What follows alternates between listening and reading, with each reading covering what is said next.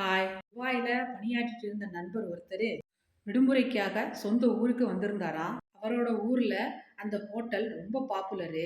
அந்த ஹோட்டல்ல டின்னருக்காக சாப்பிட போனாரு. சாப்பிடுறதுக்கு தனக்கான உணவை ஆர்டர் பண்ணிட்டு காத்துட்டு இருந்தாரு. ஓ, ஜன்னல் ஓரத்துல ரெண்டு கண்கள் ஹோட்டல் அறைக்குள்ள எட்டி பார்த்தது.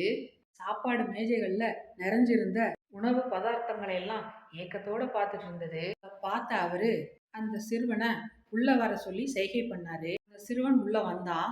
அவனோட குட்டி தங்கையும் கூட இருந்தா. அந்த சிறுவன் கிட்ட என்ன வேணும்னு நண்பர் கேட்க, அவரோட தட்டையே காமிச்சு கேட்டான் அந்த சிறுவன்.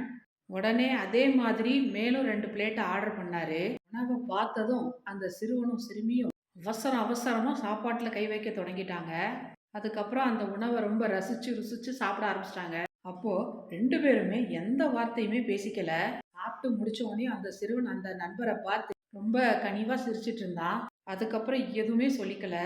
அண்ணனும் தங்கையும் அமைதியா ஹோட்டலை விட்டு வெளியேறிட்டாங்க.